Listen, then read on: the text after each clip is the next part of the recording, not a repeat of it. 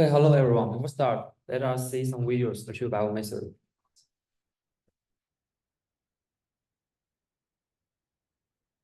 Okay, today I'm excited to present our work 3D diffusion policy.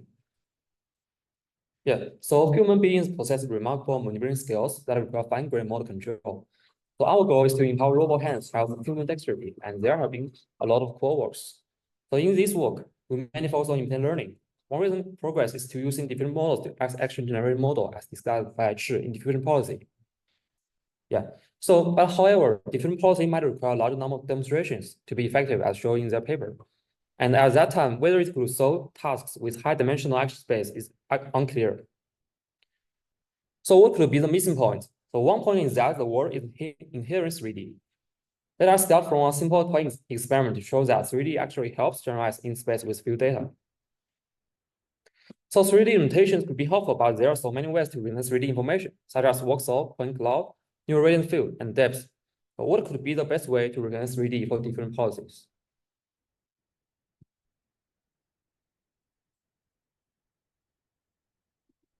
Yeah. So in this work, we find that very simple sparse point cloud representation actually can be very highly effective, so that we ensure 3D different policies that use a simple representation incorporated into diffusion policy. So why do not we use a more complex representation? We conduct a lot of evaluation study and find that this simple representation actually is pretty enough. And then we also find that a lot of pre-vision modules could hinder the learning process. Yeah, and here we show some interesting tasks achieved by our method in the real world.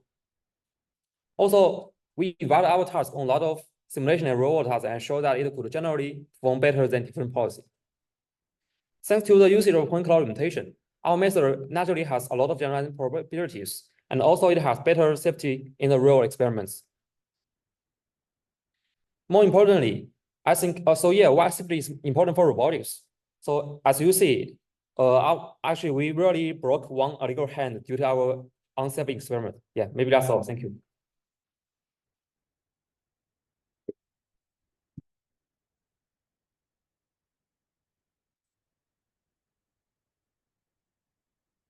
Hi everyone, I'm Paul Chen from Stanford. Let me play the video. Okay, we introduced DeskCat, a wearable data collection system that can be used in the wild for scaling up dexterous meditation data. DeskCat consists an RGBD camera on the chest, a pair of motion capture gloves, and a slab-based wrist tracker to localize the hand in the 3D scene. Here's the visualization of the collected data. We can see the hand skeleton aligned with point cloud observation during meditation. We use inverse kinematics to retarget the human motion to dexterous robot hand and train a point cloud-based behavior counting policy. The learned policy is able to complete the task and generalize to unseen objects. These are all the unseen objects we generalized. And for more challenging tasks, we introduce a human-in-the-loop correction framework with DeskCat. With a few 30 human-in-the-loop corrections, our robot completes a challenging key preparation task featuring long task guidance and fine-grained finger motions. Our framework also allows the robot to perform human activities like building scissors to cut papers. We observed a more than 30% improvement in task success rate after fine-tuning with correction data. And as we can see in the video, the robot tried really hard and finally cut the paper. And for more details, please come to our poster. Thank you.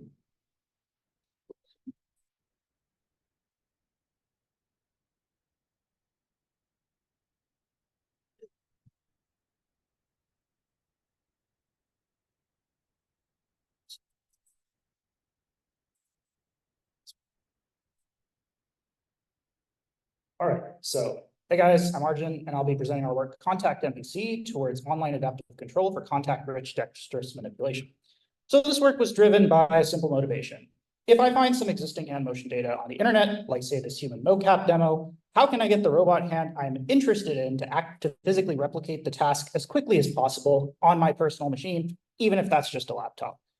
In other words, can I build a plug-and-play online controller using only the demo and the hand I have? And we found that three key ingredients can make this work. First, we retarget the time index contact distributions to the target embodiment and use them to generate a high-quality kinematic trajectory modeled as a set of B-splines. These B-splines seed the online controller with a baseline trajectory. Then we summarize the contacts to improve online performance and decompose the retargeted motion into principal components to reconstruct the motion in PCA space. With these three parts, we formulated a standard optimal control problem using the kinematic trajectories and contact distributions as cost terms. And we actually were able to solve the problem online using super simple zero-order predictive sampling over the B-spline control points in PCA space. For results, we selected 4 contact-rich tasks from the Grab dataset, and we were able to successfully execute the task. And we were able to successfully execute the task with our online controller on the Allegro. For more details, please stop by our poster. Thanks.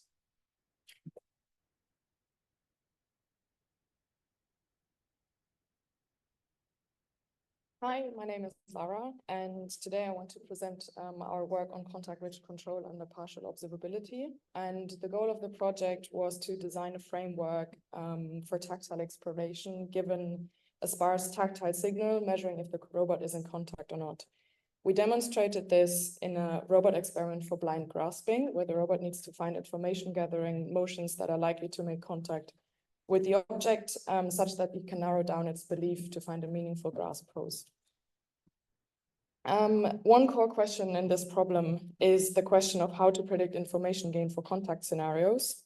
And for this, we compute the change in entropy at different time steps to estimate the information gained from a candidate robot motion.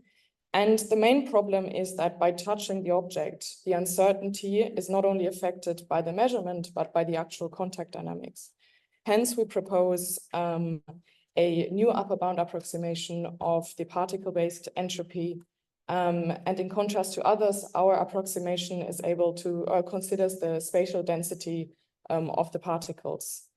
And in our experiments, we show that our approximation used as an information metric outperforms a naive baseline with 80% success rate versus 50%, and is also faster at localizing the object through touch. In the 2 videos you see here, you can see our approach on the left and the naive uninformed baseline on the right. And if we go a bit forward, you will see how this leads to a successful grasp where the baseline is still struggling to find the object.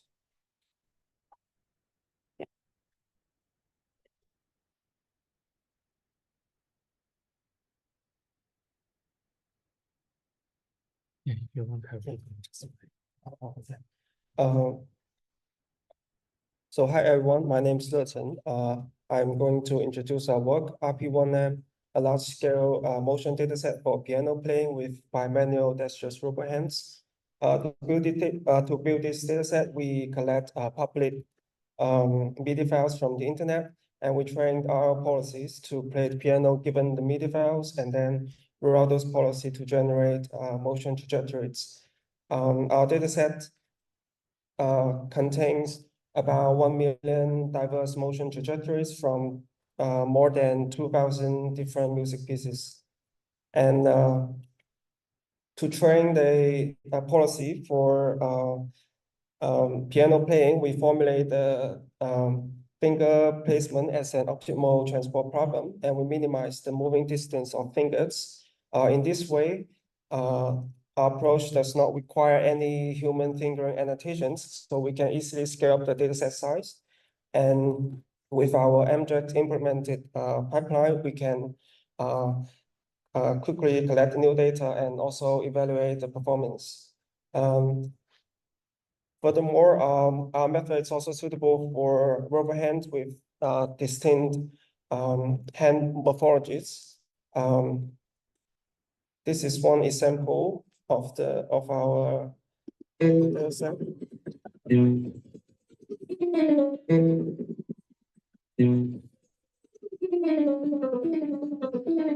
So there you can see the motions are highly dynamic and fast. So compare with other existing data sets, RP1M is the first large-scale dynamic and bimanual manipulation data set of dexterous robot hands.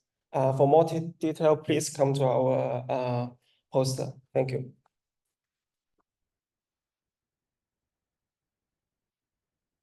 Hi, I'm Kenny. I'll be presenting LeapHand V2, a dexterous, low-cost anthropomorphic hybrid rigid soft hand.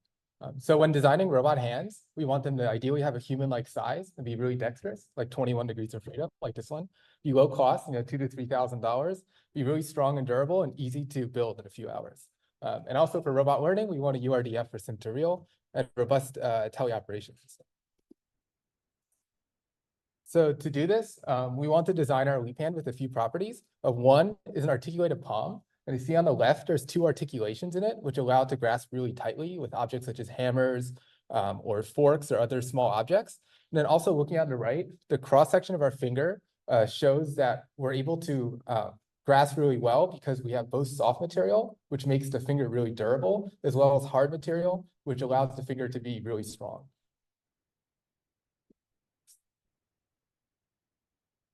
Looks like these videos won't play. Oh, well, anyway, we will have some videos, hopefully. We can do bimanual teleoperation with this robot hand on a variety of different tasks, such as picking up plates or cutting a cucumber or picking up a plate, etc. Please check out our poster. Thanks.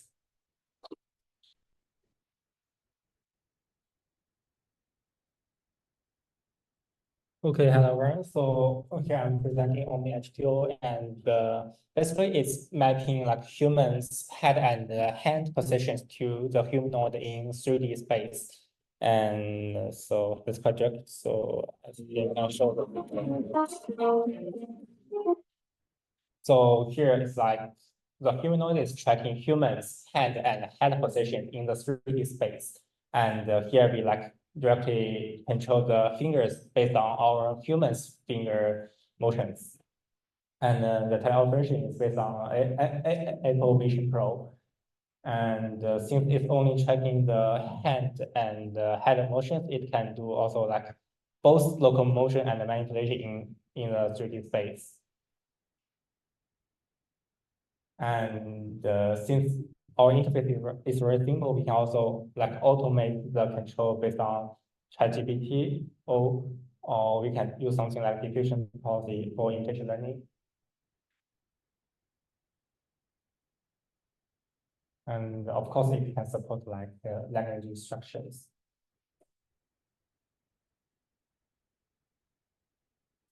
So this is IR policy for whole body control, so we found it's very robust and also supports like auto promotion.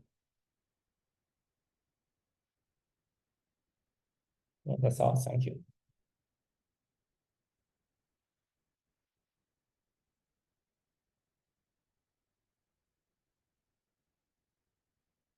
Hi, all. My name is Hui Zhang, and I'm happy to share some more details about RT-Grasp, which aims to generate the two-hand grasping and articulation motions.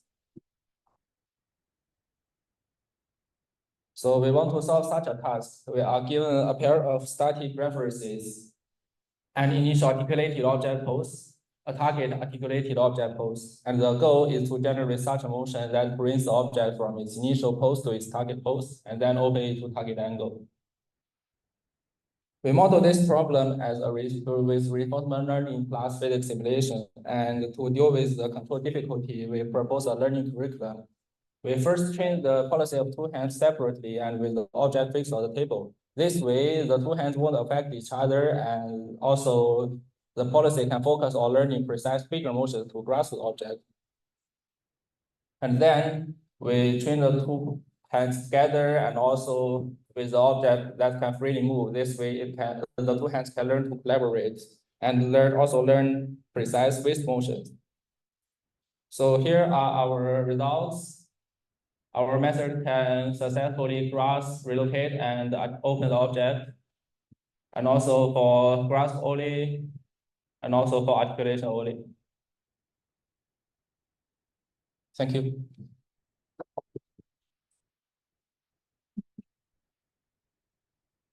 Is the author of these papers here? Or maybe we just reschedule to afternoon session. In the last is a video from a demo track from Sarcomere Dynamics. They want to show a video of their hand. Hello, ladies and gentlemen. I'm Harpal Manderher, co-founder and CEO of Sarcomere Dynamics. We specialize in manufacturing high-dexterity robotic hands, with our flagship product being the Artist Light Mark 7. This hand represents a breakthrough in robotics technology, offering significant improvements in-hand manipulation and precision grasping. The hand automates a wide range of tasks, from pick and place to assembly of parts and components. Initial use cases include smart manufacturing, biopharma, and agriculture. Its near-human dexterity and performance enable us to enhance productivity without significant overhauls of existing systems, providing versatility for unstructured and general-purpose applications. We continue to improve the capabilities of our hands, making them lighter, stronger, faster, and more economical. We are open to technology partnerships and collaborations, aiming to drive the next wave of innovation in robotics. I thank you for your time, and we look forward to exploring how Sarcomere Dynamics can support your research and projects. For more information or to discuss opportunities, please contact me directly. Thank you very much.